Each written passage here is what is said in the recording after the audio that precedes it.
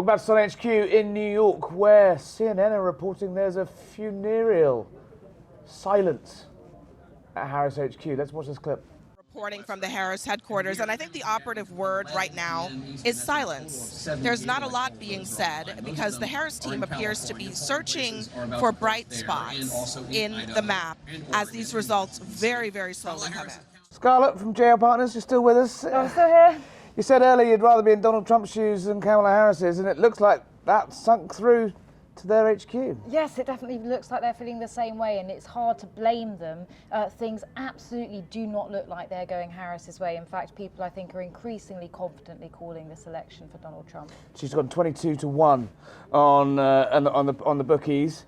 I mean, this is way out from what the pollsters were saying, except JL Partners, you guys were bullish, and it looks like you got this one right. We were bullish on Trump. We were bullish on Trump from fairly early on. We had him as the favourite in the race from the end of September, when we were a complete outlier in calling that. So at the moment, it's reflecting quite well. We may even end up being the most accurate pollsters in the cycle. Let's check in with you in a couple of hours. That would be quite the claim. One person that is having a bad night is Ann Seltzer, who was the one that said that Iowa was going to go blue. What was the result? Yeah, so the result, I think, in the end was I haven't actually checked the final result, but +9, +10 for Donald Trump, which was exactly where some of the other polls had Iowa going. Is the US polling company's reputation going to recover from this yet again, cocking this up? How has it gone so badly wrong for them if these results bear through?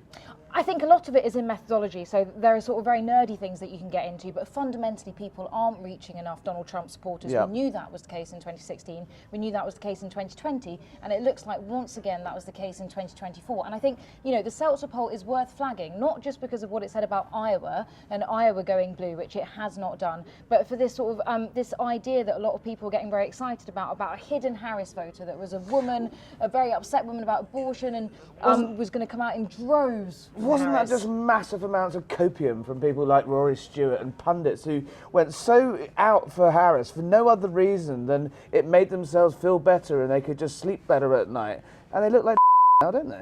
I'm not going to say that. My word's not yours, but like, you know, there was no reason for pundits to go so hard on Harris when you could look at the fundamentals, it wasn't there, and the numbers wasn't there, and the concerns about the polls from 2016, from 2020 were there. You know, this is the polls have completely skewed the coverage of the election. I think they have skewed the coverage of the election, but I mean, you know, we were always saying that the fundamentals looked like they were firmly in Donald Trump's favour, both in terms of the issues and in views of the Harris-Biden presidency and the manner in which Harris became the nominee in the first place. Biden's tenure and his exit from the ticket was not something that covered the Democrats in glory. Yeah. But I don't know. I mean, I do think that it would be interesting looking back and picking apart what went wrong with the polls, but certainly that massive turnout of women does not look like, in sort of that they were hoping would save the day, has not materialised. Scarlett, don't go away. Rory Stewart, sorry if you're watching, but you're not tweeting anymore. Don't go away.